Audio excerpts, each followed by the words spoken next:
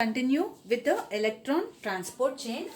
So in the first level we have seen the fate of the NADH produced in the mitochondria. So the NADH produced in the link reaction and in the Krebs cycle. How does it enter into the electron transport chain and what is the worth when one NADH is getting oxidized? Finally it leads to the production of 3 ATP. So actually how many NADH are produced in the mitochondria? Since it is 8, so 8 NADH when they participate in the electron transport chain.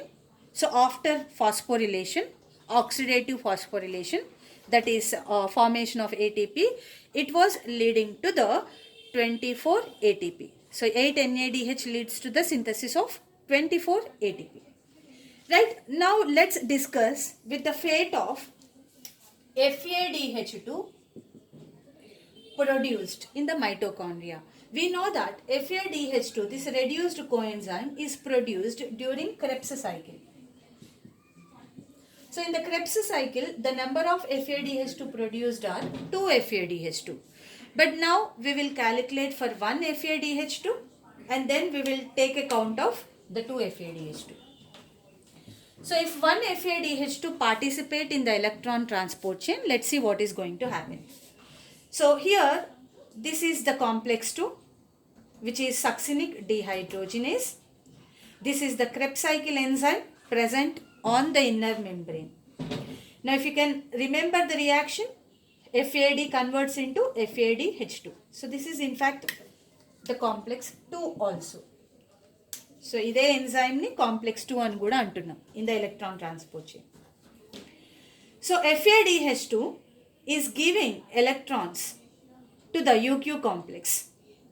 So here in this pathway complex 1 does not participate. So we are starting with complex 2.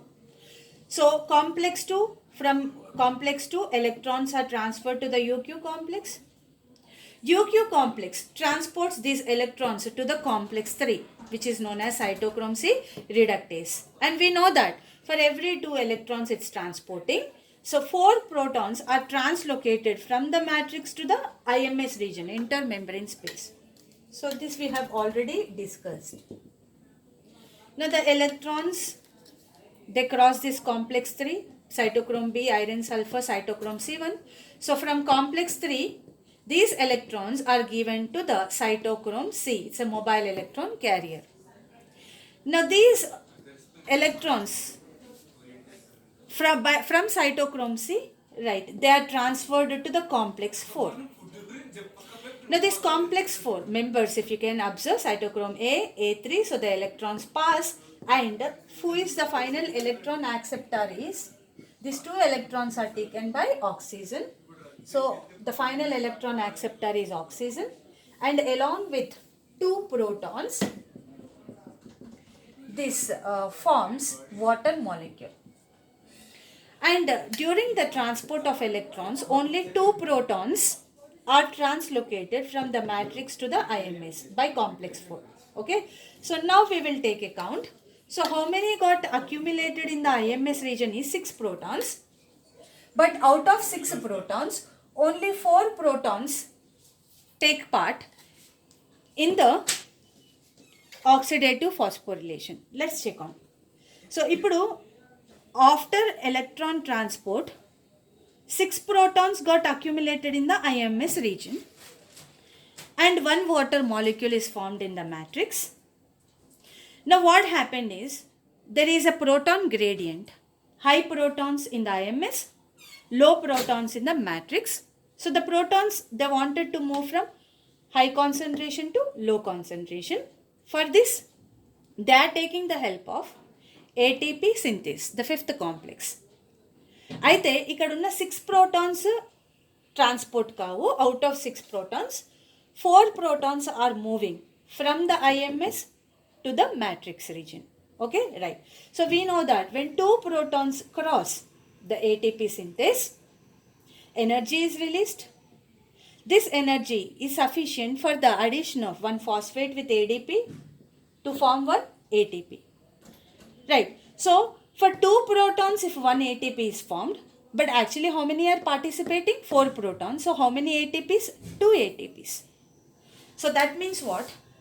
When one FADH2, oka FADH2 has oxidized, okay, FADH2 has removed electrons, thus electron transport chain began. So removal of electrons is oxidation.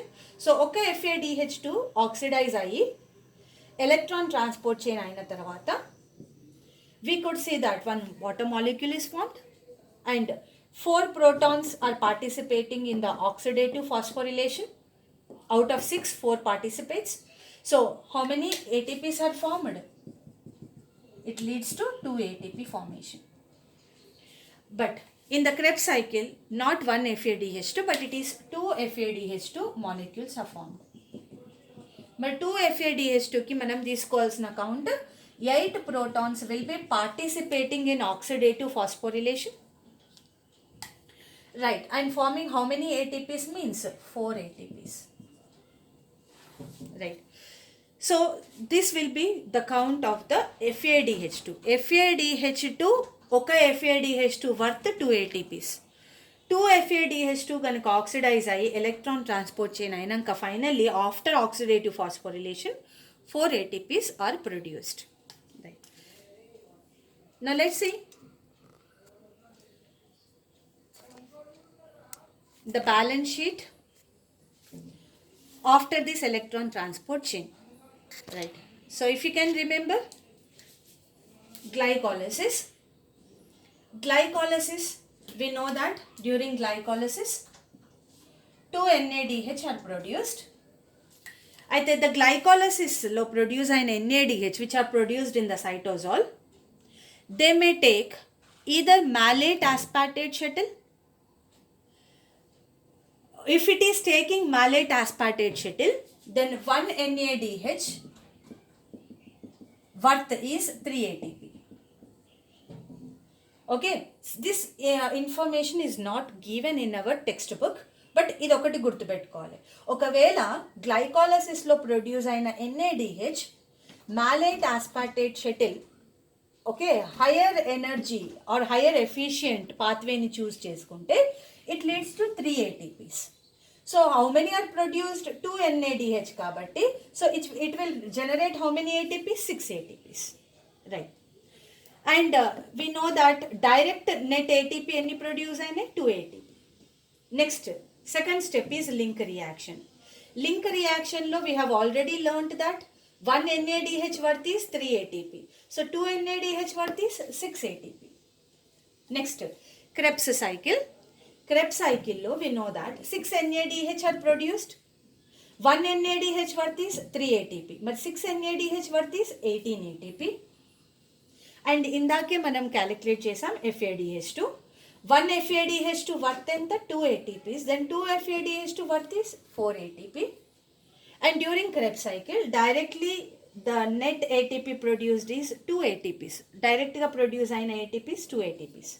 So if we can count all of these, okay, after all these counting the ATPs, so 6 plus 2, 8, 8 plus 6 plus 18 plus 4 plus 2 gives finally 38 ATP. So after aerobic respiration of one glucose molecule, after these 4 steps, glycolysis, link reaction, Krebs cycle, and the reduced coenzymes NADH, FADH2 when they entered into the electron transport chain, which is the 4th step. Finally, after all this, when we count the number of ATP, the total number of ATP is 38 ATP. Right. But imagine a situation, in the glycolysis lo produce aina NADH is choosing some other pathway which is glycerol phosphate shuttle. So then the 1 NADH worth is 2 ATP. But appudu 2 NADH worth will be 4 ATP. So in that case, okay, ila count ganaka teeskunte the remaining things are as it is. So ikkada change ayindi anukundam. So instead of a higher efficient malate aspartate shuttle బదులు it went for glycerol phosphate shuttle అనుకుంటే so 1 NADH 2 ATP worth వస్తుంది. అప్పుడు 2 NADH worth 4 ATP. So the remaining things are as it is. So finally what is the output is a 36 ATP. Okay, so but మనకి బుక్లో ఇచ్చింది మాత్రం so this first one. So when the glucose glycolysis లో produce అయిన NADH enters for the malate aspartate shuttle, so this was considered and the final output which leads to what? 38 ATP. So this is one glucose molecule after oxidizing, finally it leads to 38 ATP molecules.